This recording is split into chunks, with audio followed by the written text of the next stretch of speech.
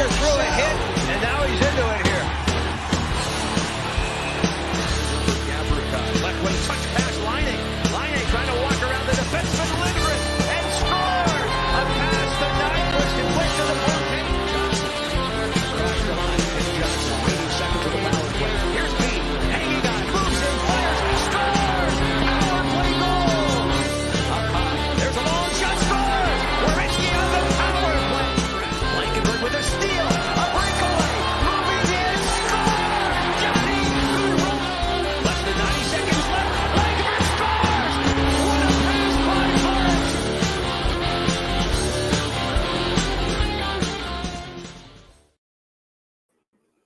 What's up, everyone? Welcome to yet another episode of the Brew Jackets podcast where we talk about all things Blue Jackets and sometimes some brews.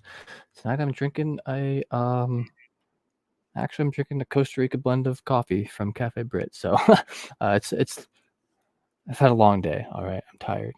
But enough about me, enough about my brew. It is very good though. I'll review this one as great. I'm joined tonight, as always, by the wonderful Kevin Valentine. How you doing tonight, Kev? I'm doing good, Hefty Duck. Always great to be on the Brew Jackets podcast with Hefty Duck, who is the greatest duck of all time. Hell yeah, That's brother. right. Yeah. But okay, shenanigans aside. No, I'm doing pretty good. Admittedly, this kind of sucks not having the Blue Jackets on, TV. Right. But At least it's baseball season, dude. I see you wearing I'm Cincinnati Reds cap. wearing my Reds hat, so it's baseball, and I like baseball. So that will, to a certain degree, that'll keep me going. Not as much as hockey, but Yeah, it's still good. Oh well, but I'm still it's doing the Band-Aid for the summer. It is though. That's one of my favorite things about summer is just going to baseball games, and I've seen my family and some of my friends, and my brother has brought his dog Cooper over, so it's all good. I'm doing good and ready to talk about the Blue Jackets with Hefty Duck, who is the greatest duck of all time. Well, as they're not in the playoffs, we don't really have that to talk about as much. I guess I will talk about a little bit the players of the former Blue Jackets players who were traded recently. What's up, Blue Junkies? How you doing? How's it going tonight? Hope you're well. And as with anyone else, I mean, this might not be apparent to the people watching the recording or the audio ones. We do this live. We do this on YouTube, Twitter, and Facebook. We were doing Twitch, but I gotta figure out the account. It's annoying, but long story. So we do read most comments live as long as they're mostly appropriate. We don't care if you swear a little bit or whatever. We just whatever, but as long as you're not a douchebag, like say something, right? Be nice. I'm fragile. My feelings hurt. Keep your shenanigans out of this, and you'll be okay. A little wouldn't hurt, but so yeah, real quick, just want to run over some stats of of course, Corpy, Gabby, and Nyquist, three of the dudes who, I mean, we could mention Nick Foligno, we can mention Domi. I'm not a big Domi fan as much. I love me some Nick Foligno. I hope he gets a cup, but I don't care about the rest of the Bruins. You know what I'm saying? Anyway, Corpy had a 0.921 percentage for the season this year, or for the season. Then he had currently in the playoffs he has a 0.904 save percentage, and the Kings are losing the series 3-2 currently. And about to watch some SC playoffs, Stanley Cup playoffs. Oh, hell yeah, Blue Junkies. So that's awesome. I'll probably watch some after this too, for sure. I mean, I do try. It's still exciting to me. It's just not like my team's not in it. And so I'm more rooting for people to lose than I am rooting for someone to win. You know what I mean? Like, oh, I don't like that team, so I don't want them to get it. Like I'm not an Oilers fan. And then also Gabby and Corpy are on the Kings, which they kind of seem to be leaving Corpy out to dry. Like I think you mentioned that just a bit in passing him beforehand. Like, yeah, he's an amazing goalkeeper. It's almost like watching like the like a slightly more put together Blue Jackets with like that has like all their players. Like the defense is just letting things through.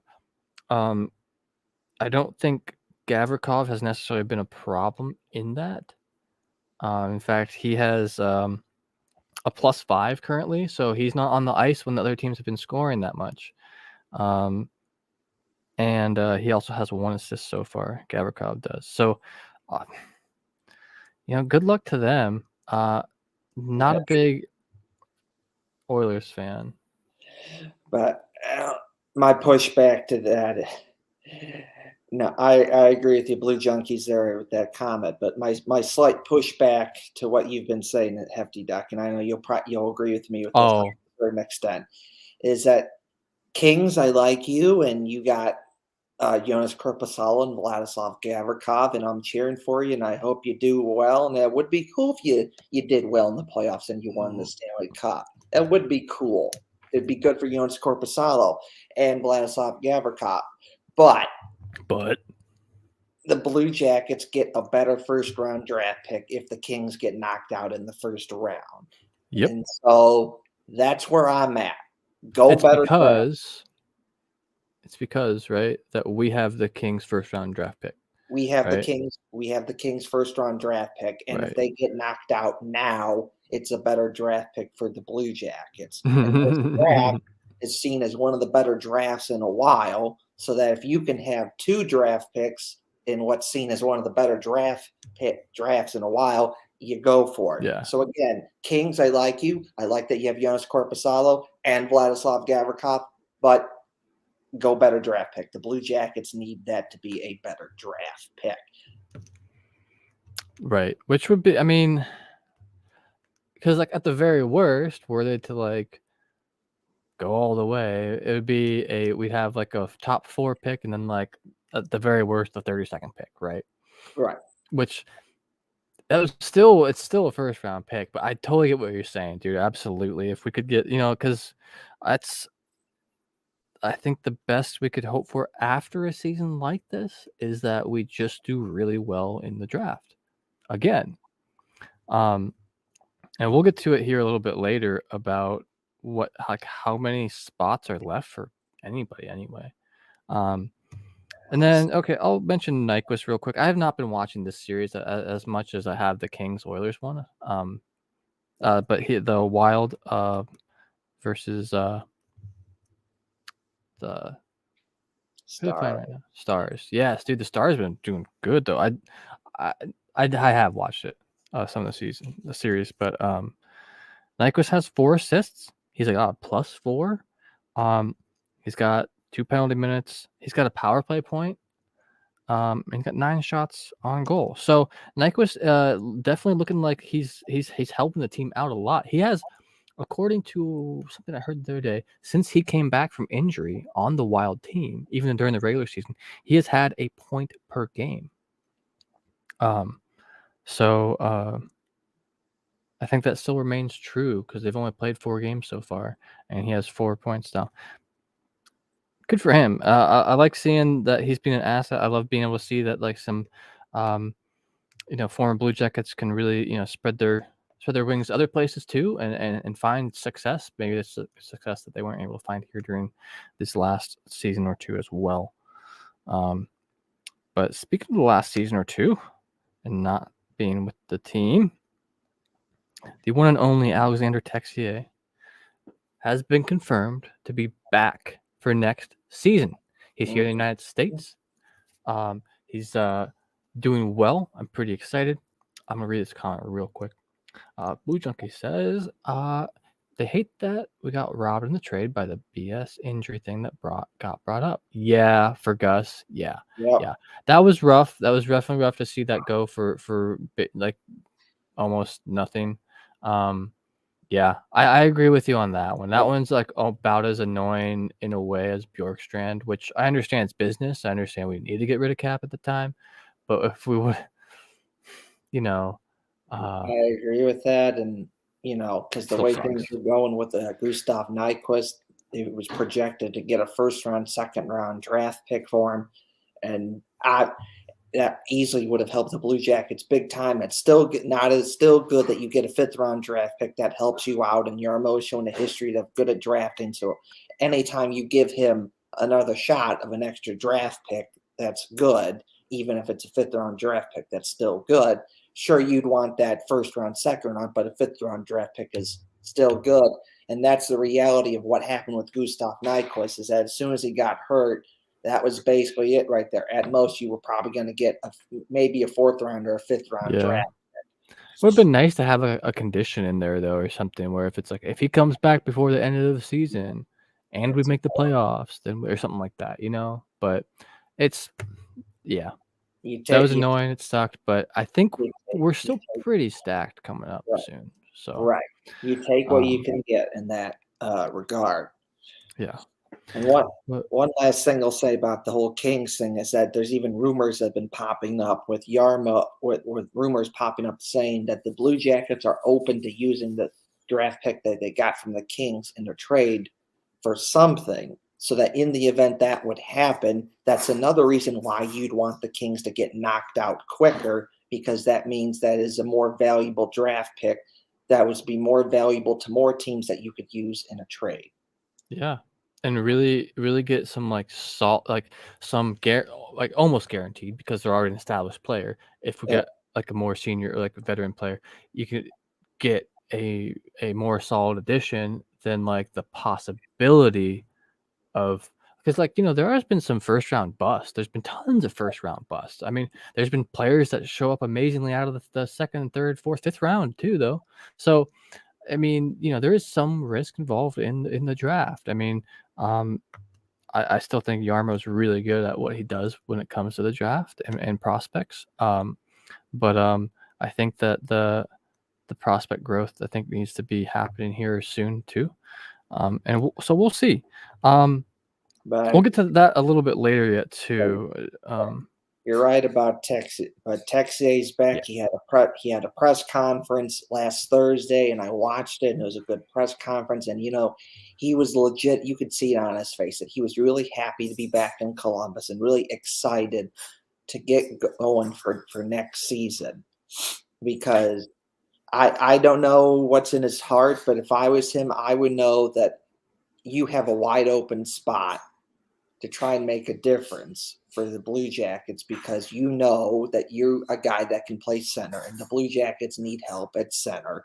And even before you left the Blue Jackets to go play in Switzerland, you were playing pretty good to basically from the start of your career up until now, where score 2 big goals in the playoffs against the Lightning.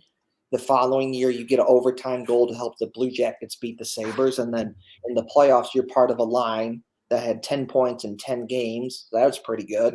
And you just kept building. And then the 2021-2022 season, he was so good on that 4th line with Sean Corrali and Eric Robinson.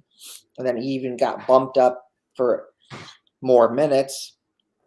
Sometimes a little 1st line, a little 2nd line, played pretty good there. So and he was starting, you could really start to see to bloom. Unfortunately, he gets hurt. That kind of screwed it right there. And then he goes home, understandably so, to take care of some issues. And we're glad he took care of it. But you see all these things that he's done. You're like, man, you have something there. And now that he's back. Didn't he finish 3rd in points in the Zurich League too? Right. That he was in the Swiss League? That's huge. I mean, yeah, he's a NHL player. But that's awesome to see that he did successful over there. Because, all right, so I'm going to mention this, but I think we're going to talk about this here in a little bit. Blue Junkies says, what are y'all's thoughts on Danforth? You see these always line prediction, and nobody has him in one.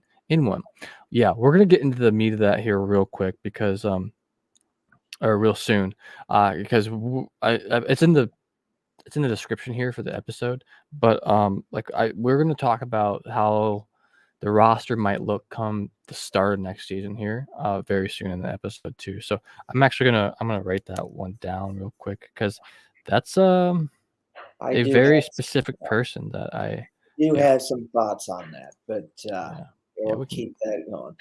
But, it was great to see the Texier press conference, and he really had a smile on his face answering all the questions. And, you could tell he's excited to be back in Columbus and that he's ready to go for next season. And one of the things he said in that press conference is that he's going to play in the World Championship for France. And then once that's done, he's going to take a little break. And then once he's done with that little break, he's going to work really hard in the off season, the gym and everything to just get ready for next season. So it sounds like he's ready to go and motivated. I'm excited to see what happens with him, how he takes that next step. Because as I've said in the show today, he's shown that he can do, and he's had some great moments. Now, can he continue to build on that? And it sounds like he's motivated to keep it going and do that. Yeah, I'm looking forward to seeing him back. I thought, there was only one part in the interview that I thought was, I guess maybe not concerning at all, just not necessarily something positive, but someone had asked him about his season back in, in Switzerland, and things going. He had literally looked at them and he mentioned he's like, I don't really want to talk about last season. So one, he had a great season, we know that, but then two, I think he's really just motivated about looking towards the future here in the NHL. I think he wants to be an NHLer, NHL player. And I think that's why he's like, well, that was good, cool. He was on a team with Dean Kukin and Mikko Lehkonen. Which is really neat, former CBJ players as well. So he had some familiar faces around him and whatnot, and then he's a lot closer to France, being in Switzerland as well too. So he is going to be playing for France. Another CBJ player playing for their home country team is going to be Patrik Laine. He's going to be playing for Finland in the 2023 IIHF World Championships, and those are being held this year in Tampere, Finland, which we're a little familiar with from this last year. The Blue Jackets, going to their thing there, and then it's also going to be played in Riga, Latvia. So I'm a little bit surprised because Elvis Merzlikins is on record saying that he's not going to go play for Latvia, his home country. Right.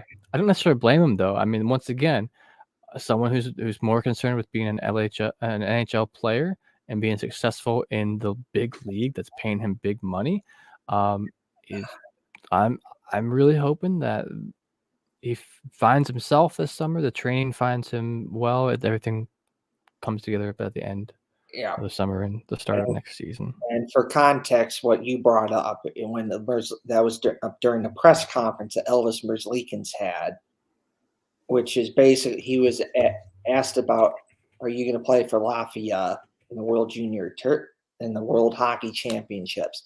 And he basically said no. And generally speaking, to a certain degree, that is a surprise because every player, regardless of what country they're from, 99% of the time, when they get a chance to play for their respective country in hockey, they go for it. And we've seen so many Blue Jackets players do that over the years. And Elvis Merzlikins is no exception to the rule. He's done that as well.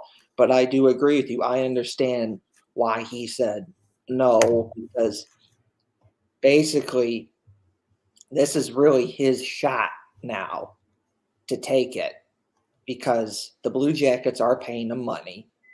The team from Latvia, they're not paying him the money. So that makes sense there. But this is from Elvis Merzlikins, this is really your big shot right now because now you don't have Korpisalo competing with you for the spot. And also you're getting to that point where your time is eventually starting to run out because if you don't do it, then the Blue Jackets have other options, whether that be Jet Greaves or Danil Tarasov. They have Sergei Ivanov. He's their goalie prospect over Ivanov, yeah. He's their goalie prospect they have over in Russia.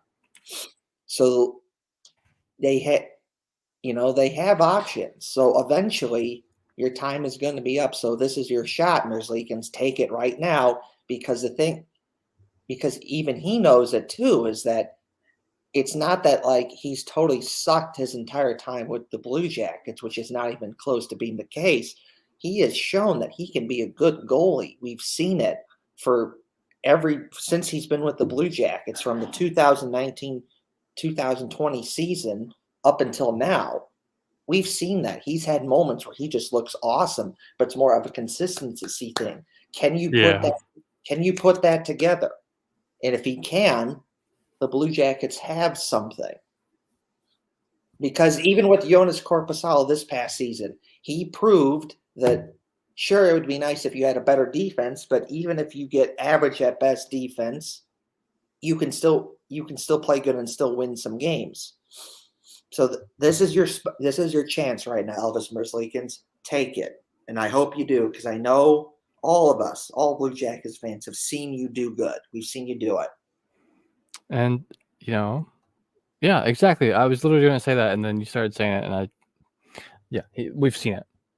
We've seen it. It's there. We know it's there. He knows it's there. We just got to find it again, So I'm looking forward to that a lot here too. I'm going to go ahead and do our little ad read real quick.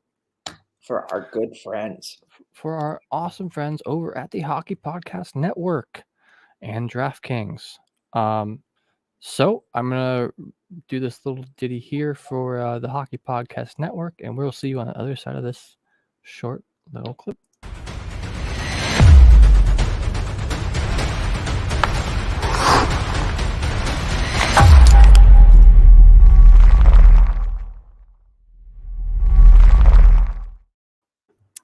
Light the lamp.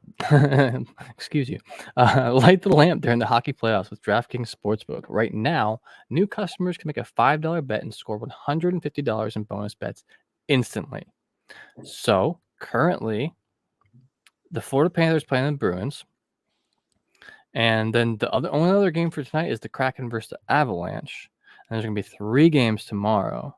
So interesting. They kind of scooted around some games here.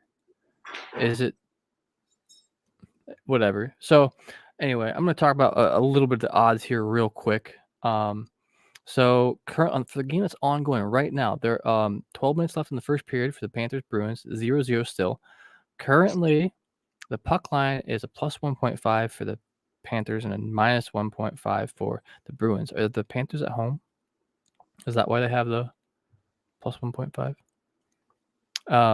So yeah, the Panthers are favored to. I'm sorry, they're not favored to win at a plus 220 money line, and the Bruins have a minus 280. So I'm once again rooting for my dude Nick Foligno over there in the Bruins. Hope they do well. If you're into betting, check out the hockey odds over here on sportsbook.draftkings.com. And don't forget to use our special code there. To do that, you got to download the DraftKings Sportsbook app now and sign up with code THPN. New customers can make a $5 hockey playoff bet and score $150 in bonus bets instantly. That's code THPN only at DraftKings Sportsbook. If you got a gambling problem, make sure you check the disclaimer below here for that. Only gamble what you can afford to lose. You can call the gambling helpline, or you can visit gamblinghelpline.org, I believe. So good luck to you if you decide to bet. There's plenty of games here this playoff series to bet on. I don't know who's going to win them. No. Kevin doesn't know who's going to win them.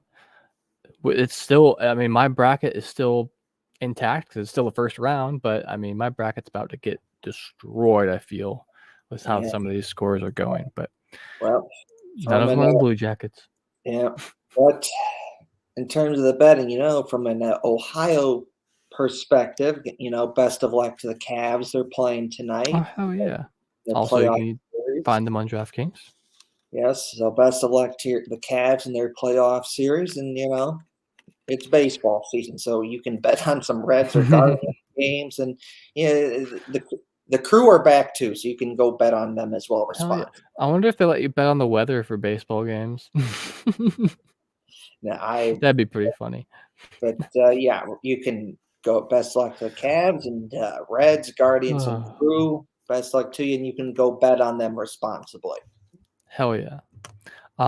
So yes, once again, thanks to the Hockey Podcast Network for allowing us to utilize some partnering with them and them partnering with us. Been a great time so far. So here very soon we're gonna get into the Blue Junkies question here about Danforth and line predictions and everything. And I think it's time now to talk about what could be next year's roster. So for those who may not be 100% aware of all the details about it, a NHL roster is allowed to have 23 players. You're only allowed to have 20 players a night skate. Normally, that is 12 skaters, 6 D-men, and 2 goalies. Normally. There's been a little bit of variation between that here and there, depending on like how a team is, or maybe a skater can like play a little bit better defense and offense or something like that. But generally, it's about those numbers. So what I have in front of me here is the wonderful hockeyreference.com. If you don't know about it, check it out. It has everything you could ever need. Not affiliated, just saying it's a nice site. And I have the regular season stats. Well, we don't have any playoffs, so I have this last season stats for the Blue Jackets, and I have them organized by points. So because I thought that would give us a good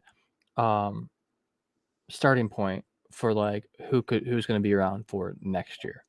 And so I don't want to spend too long on each individual person.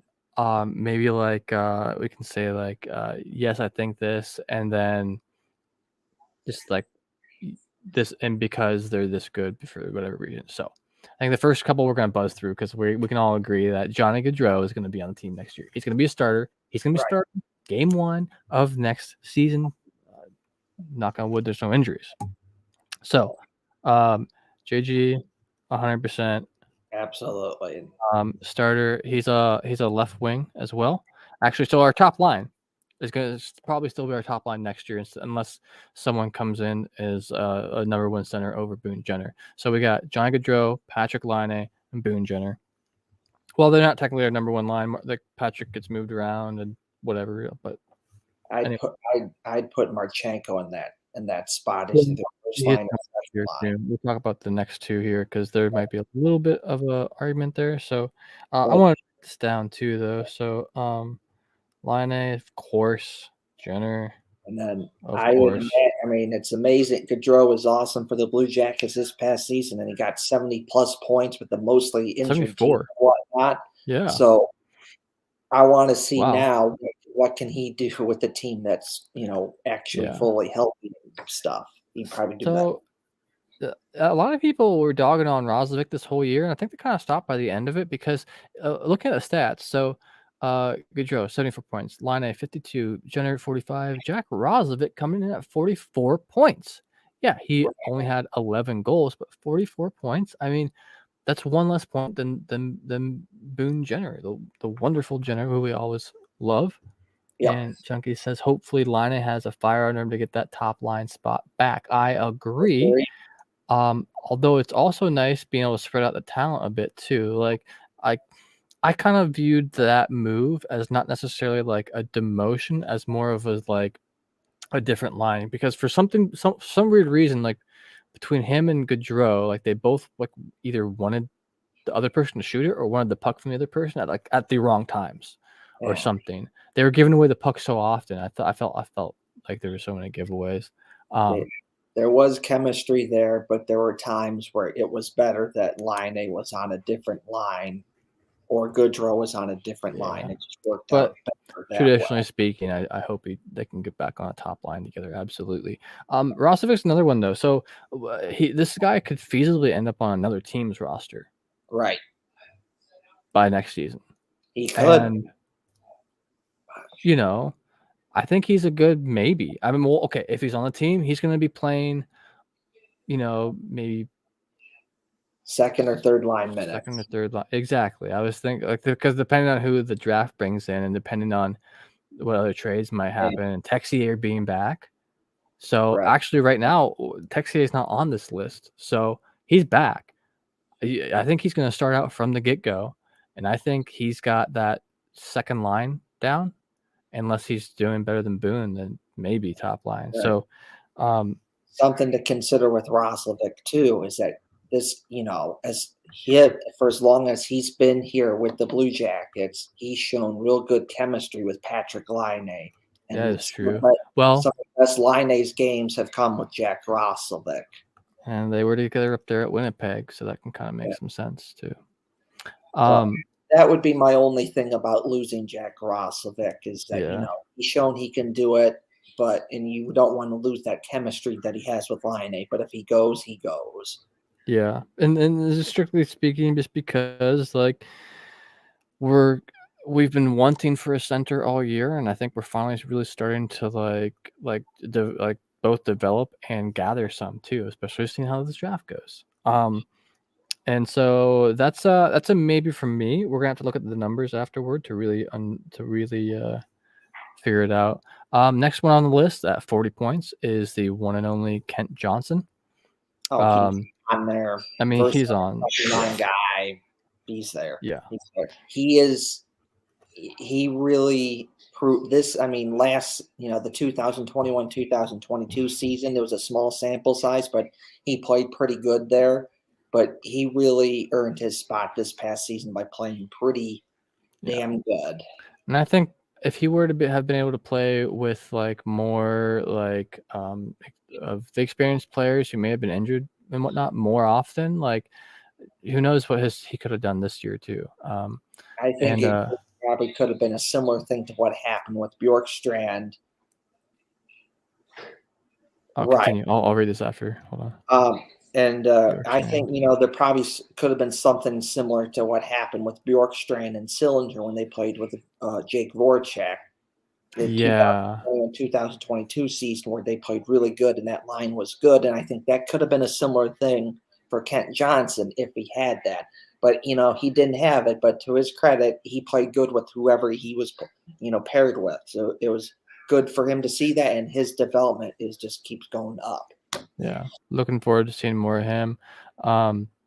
So Junkies here, Blue Junkies here, says when Jack isn't playing good, the second line suffers. Is my only argument for that. You're correct. Right. The thing is, though, he has the second most assists on the team, and I guess like depending on who you have on his line, then like that's a great thing because he's able to dish it out to the side. But you're right. If he's off his game, yeah, there's a lot of Roslovic whiffs this year.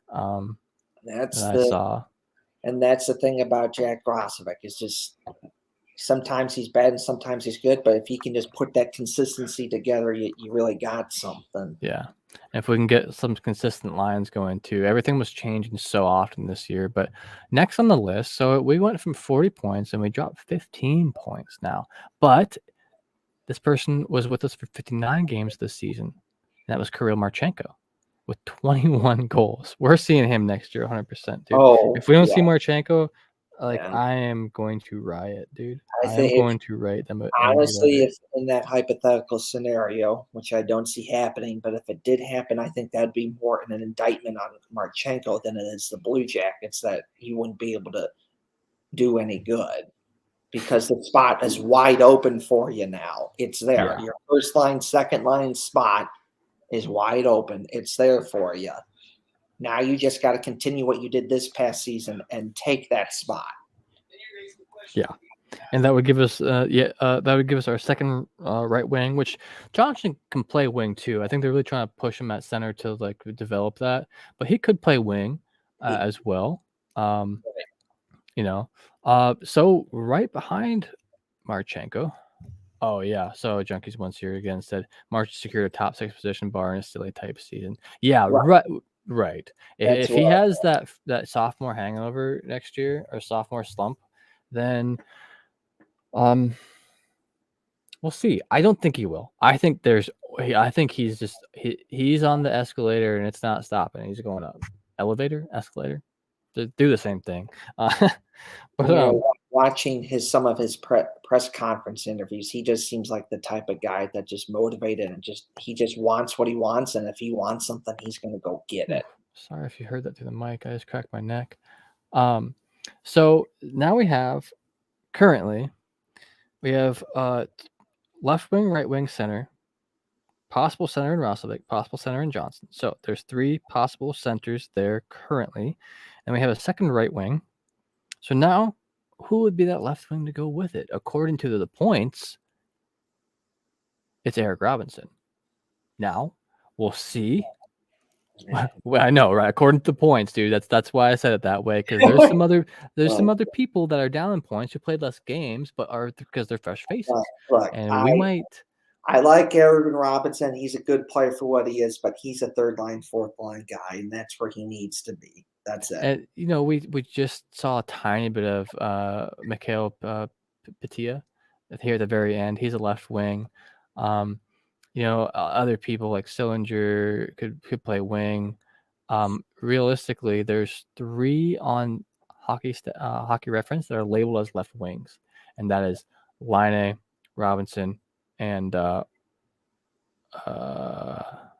Mikhail Patia. So, that's those are I think we're gonna. Oh yeah, I'm sorry, and the one and only Johnny Gaudreau. I actually meant to say Gaudreau instead of Laine.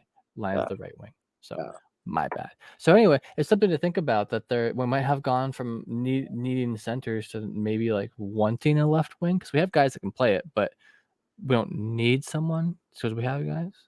But just by the points. So E-Rob, I mean, honestly, I think I could see him being on. Depends how many positions become. I could see him being on like third, fourth line. Yeah. And so I'm gonna put that down. That's all you ask of. But I do see him being on the team, unless there's so many positions that come in. Maybe camps go weird, and some people just show up huge and they deserve the position or something. But Foodie's the guy that could be the guy that's competition for what Robinson does. He could be. He's down here at the center, but yeah, these guys do switch positions. Like, if you're a forward, you can probably go to wing if you're a center. So right after tied with Robinson for points at 24, who only played 46 games this year, is our first D-man on the list. That's Adam Boquist. Can you imagine what kind of season he would have had getting to play 82 games? Or is it 82? Yeah. See, he really turned from like the month of January until the rest of the season. He really turned it on. And it was a big part of why the Blue Jackets power play was so good for that rest of the season, and really putting up the points, goals, and he was much better defensively. So 82 games, that's obviously a much better season, and probably would have been something similar to what, Seth Jones or Zach Werenski has done for the Blue Jackets. Yeah, right? Oh, we haven't even gotten to that yet, too. Damn. Oh my God. So like already I'm already in my head. I'm feeling like there's so many players that are just not gonna have room on this roster for them. Which is not necessarily a bad thing, because we want the best of the best. And although they are extremely talented and very good, way better than I could ever be, they just might not be as good as some of the other guys. And that's fine. Competition's what is healthy. So definitely one thing to keep in mind. I'm still looking so forward to seeing Boquist and Werenski on the ice next year. Oh my God. I think that could, but if we see them, who are we going to see go? We'll get to that. So Boki, I think he's 100% on the team next year. No doubt about it. And that's something that Yarmo has said, that in the press conferences, that the competition will help out this team and bring out the best. And quite honestly, he's the first pairing for me as well on D. Just with how he is. I see it this way, is that the eventual goal is that David Juracek is going to be the guy that goes with Werenski, and he'll eventually get there, but they're probably not going to throw him in there right away. So probably who does take that spot, it's probably going to be someone like Andrew Peak or Adam Boquist. Right. I've noticed that they almost always kind of offset kind of one with the other. It's like you might put like your first like best in air quotes, and your third best on like the top line. So then you save your second best for like the second line sometimes. At least in my head, that's what I think I've been seeing this year with some of the guys. And it makes sense. You want to spread the talent out a bit. You don't want to put like the two absolute worst guys out there at the same time and get scored on every time. Yeah. But yeah, so man, this is gonna get difficult here real soon. So after Boquist, at 22 points was the wonderful Gustav Nyquist. Good luck and the Wild. We're not going to see you on our roster next year. So we can move on to another controversial player. Okay. Someone else labeled at center. And this is Emil Bemstrom. He had 22 points in 55 games this year. He's There's not going to be room. He's good. My critique of that is he's never played center for the Blue Jackets. The only closest thing that he's done as a center is win faceoffs. So, right. So to me, that doesn't really say you're a winger who is good, who can shoot the puck and score some goals. His faceoff percentage is 41% too.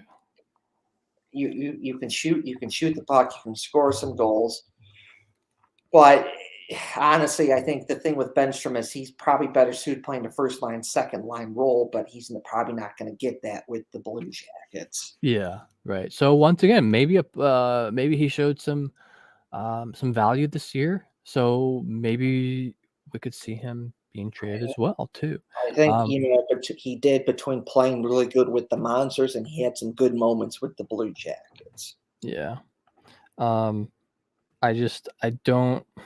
With the talent that's coming up, like I said, none of these dudes are bad in the world of like they're way better than I could ever be. So I can't knock on him too bad, right? But in the scope in the world of the NHL, he's not at the top of the leaderboard.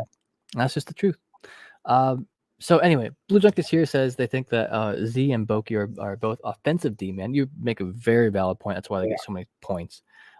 And see Peak at the top for now for his defensive play. Peakers has been doing great this last year, dude. He stepped up. I agree with that there, Blue Junkies. I do agree with that.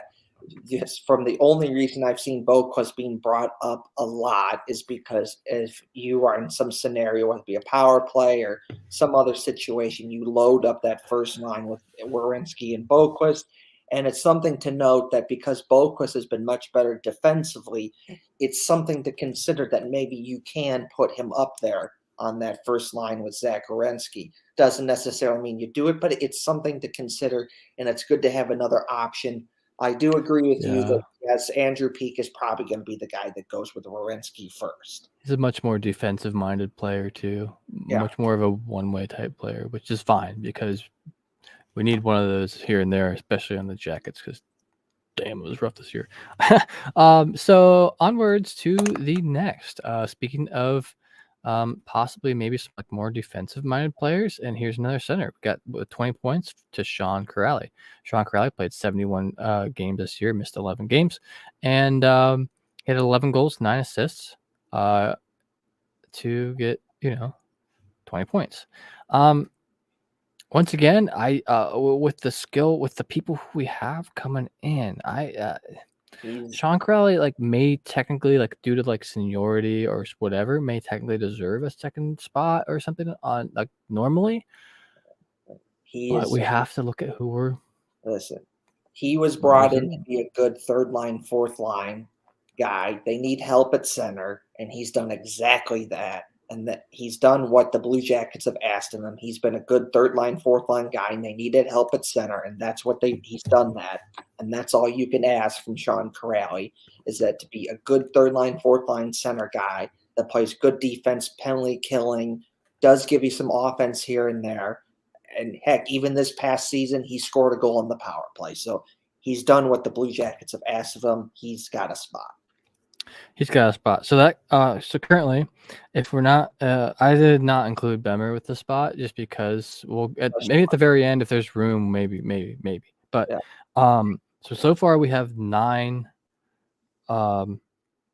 players currently, and out of those 9 players, we have I think Boquist is our only D-man. So we have room for 4 more skaters and 5 more D.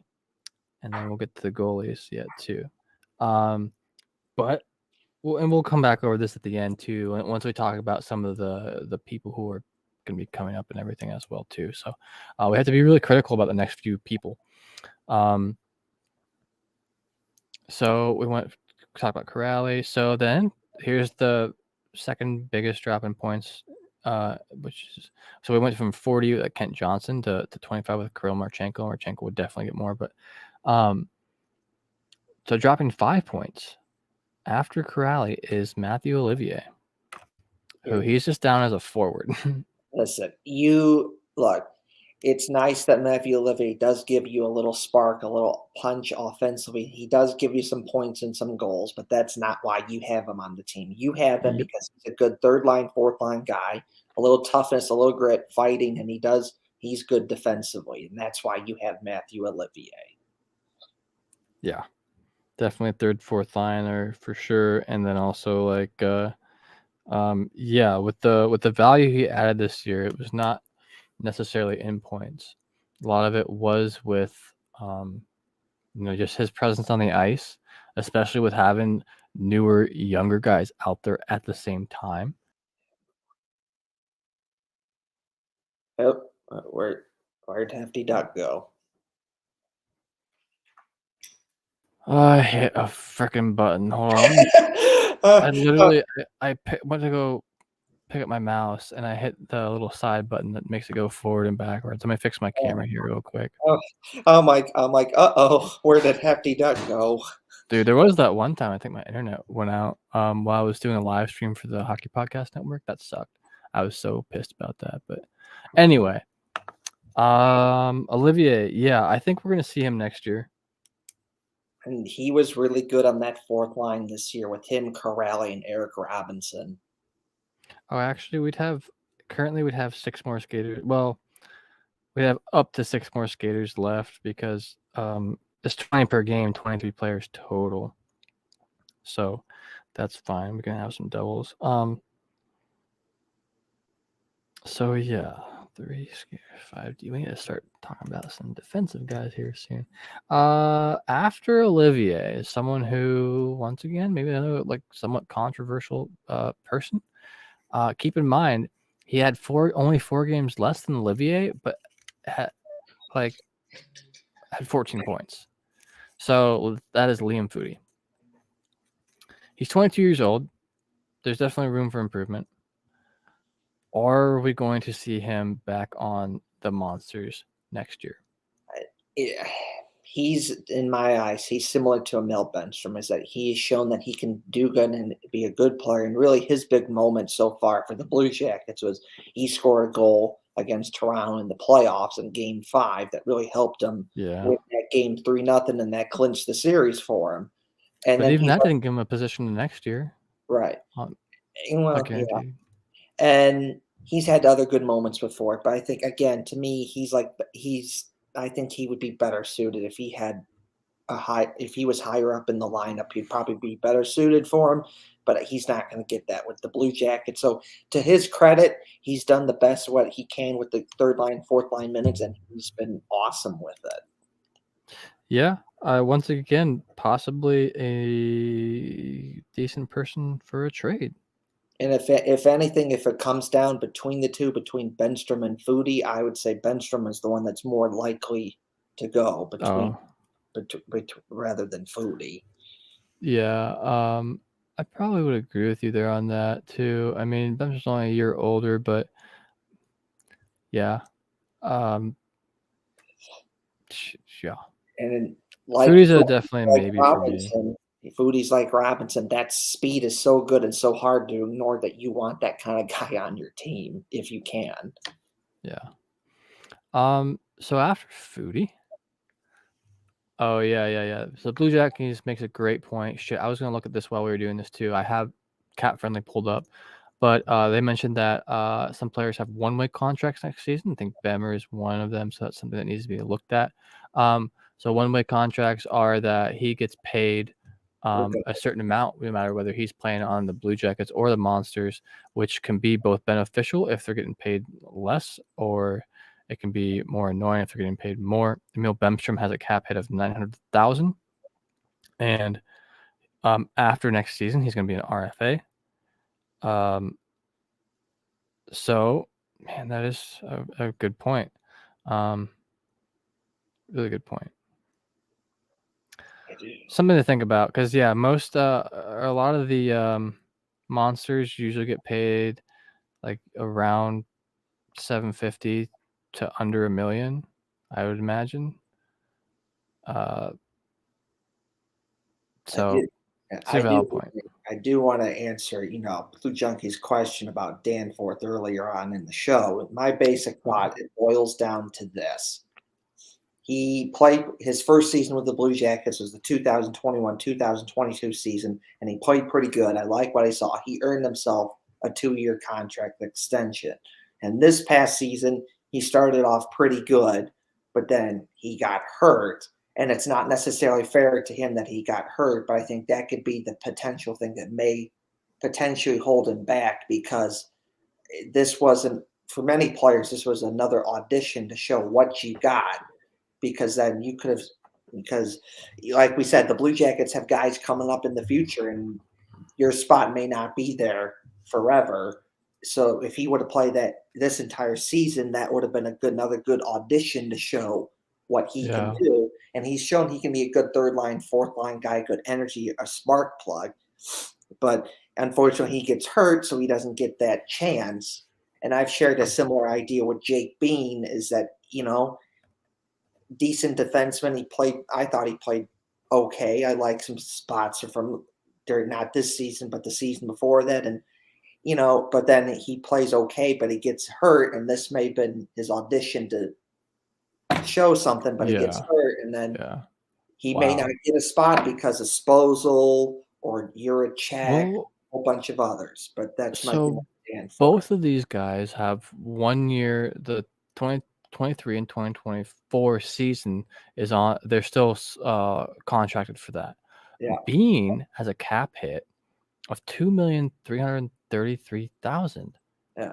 Whereas Danforth has a cap hit of $975,000. So I'm really and then after next year, Bean will be a RFA, and after next year, Danforth will be a UFA. So I think that they need to play Danforth this year and really like up his value, so to speak, because he's going to be a UFA, and we're going to have to figure out something to do with him by the end of that. He's going to be a good cheap trade if people find value in him for the end of the season or near the trade deadline or something too.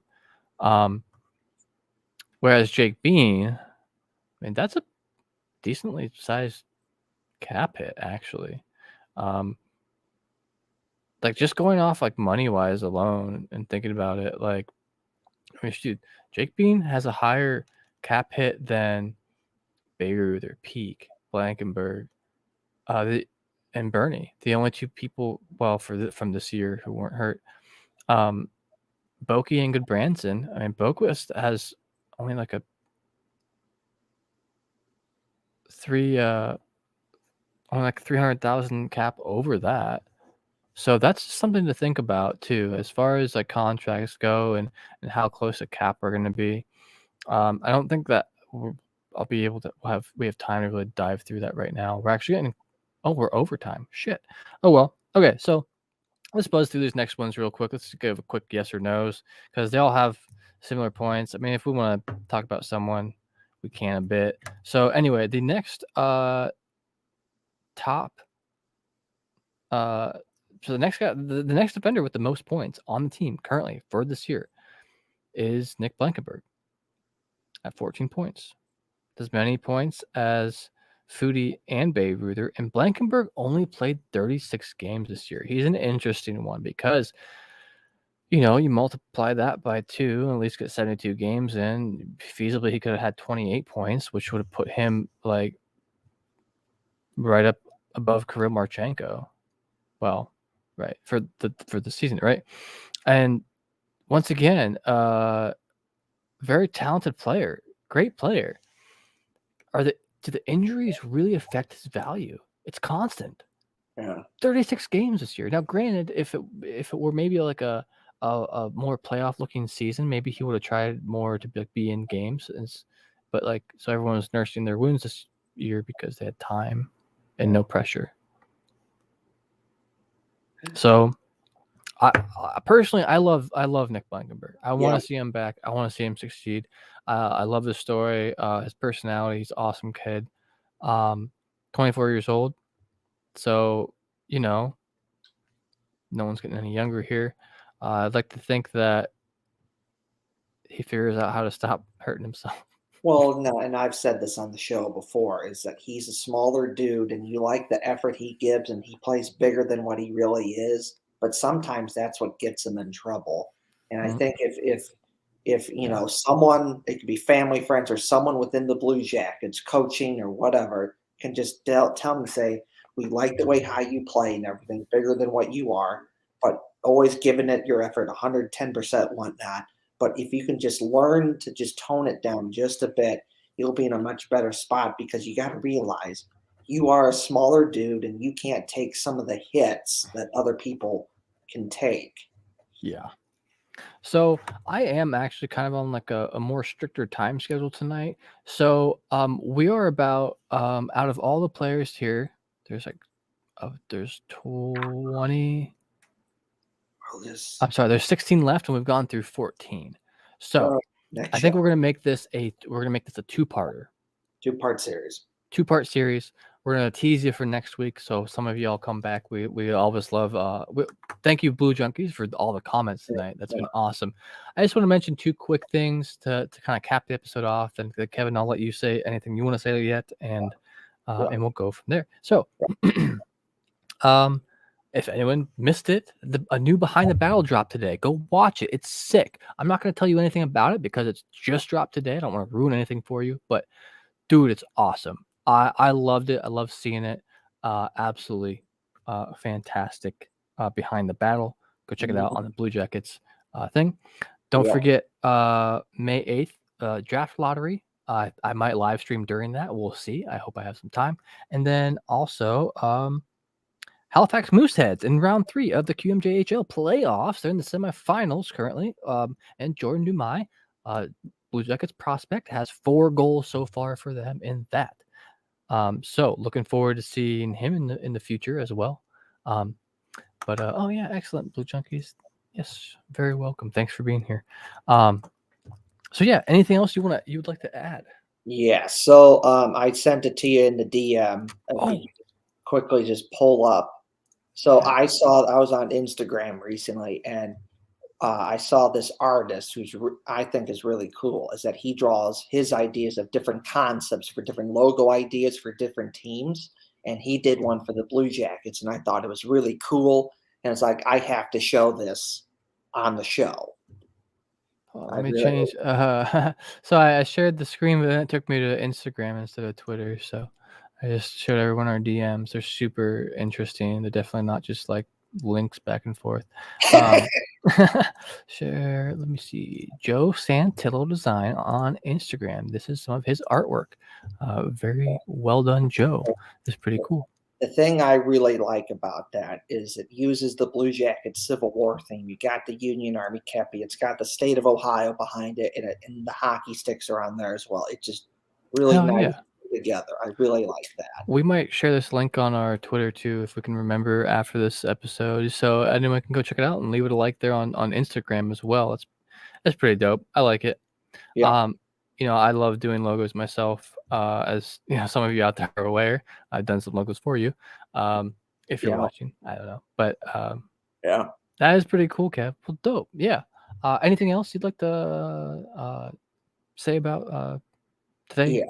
Yeah. So you mentioned prospects with the playoffs. Not only do they have Jordan Dumais in the playoffs, but over in Russia, in the KHL, they're doing it's the championship over there. And the Blue Jackets have 2 prospects that are in that. Nice. They have Dmitry Voronkov and defenseman Nikolai Markov. Okay. So, I've definitely heard of Voronkov, but not. But both teams are playing against each other. Oh, okay. So That's one interesting. of those Blue Jackets players is going to win a championship. Nice. Well, hell yeah. So that's the semifinals, dude. I need to watch that. I'll have to find a place somewhere out there to watch that. If anyone needs Yeah, help trying to find that game, let me know. I'll tell yeah. you about it There's like privately.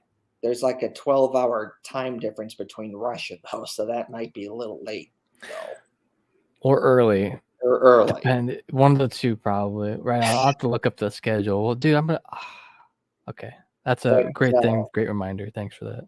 yeah, so Dmitry Voronkov, seen as he's one of their top Russian prospects, seen as a center, a better version of Boone Jenner. He's big, fast, physical. He can score offense, defense, penalty killing, faceoffs, the whole bit. He's playing then Markov. He's one of their defenseman prospects. So one of those two guys is going to win a championship. So best of luck to them. Cool.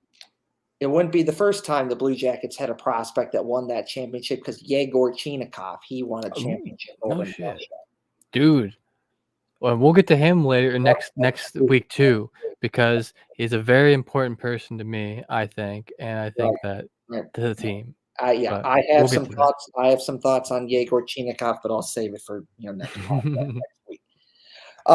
So that's just that. Anyways, I'm going to finish this out. As you know, go check out Union Blue Soldiers. It's a Blue Jackets fan group that I run. We're on all social media platforms, so go check that out. And we do marches that are a lot of fun. We did 2 last season, one with the Blue Jackets and one without. It's a lot of fun. We're going to do another one this upcoming October. So, check that out. And starting in October, again, we're going to have the beer Union Soldier. So go check that out. Thank you to everyone who bought it. It was a big success. We sold out. So thank you for that. So go check it out in October again. It joins for a march in October, and check out Union Blue Soldiers. That is all I have to say. Check out Union Blue Soldiers and so much more. They're at UB Soldier Oz on Twitter. Go check them out. They're pretty cool. Yeah, because post cool jacket stuff. The reason behind that is because I wanted Union Blue Soldiers on Twitter, but it wouldn't fit, so I just put the UB Soldiers. That's cool. That's like how we have to do Brew Jackets Pod because, so speaking of, you can find us at Brew Jackets Pod on Twitter. We have to do that because the Brew Jackets is also the name of a beer league team or 2 different beer league teams. Then also there's some weird thing out there called a brew jacket that people use for their keg, like while brewing beer to like maintain temperature. Don't ask me about it. I don't know. I just Googled it. But anyway, this has been another Brew Jackets episode. We appreciate all you listeners out there and viewers. We always appreciate your support, and you can support us by liking this or like whatever you call it anywhere else. I don't know. Subscribing to us, following us, whatever the things is. Do the things wherever you're at. We appreciate all of you. But yep, my name's Lance. Check out Hefty Duck's art. Yeah, check me out at Hefty Duck. If you need some logos or something done, I'm definitely down to do that. I think I have pretty decent pricing as well. If you need something cool done, I can show you a portfolio if you ask as well. Find me on Twitter at Hefty Duck. So other than that, we will see you guys all next Wednesday. We're going to try to start doing After Darks again soon. So keep an eye out for that. We'll keep you posted on our Twitter. We'll try to keep it posted on Facebook. We're not really boomers, so we're not on Facebook as much. Sorry, anyone out there who's like super into Facebook. But yeah, keep an eye out. We'll see you guys next week. See ya. I forgot to hit the button and broadcast. All right, here we go. See you.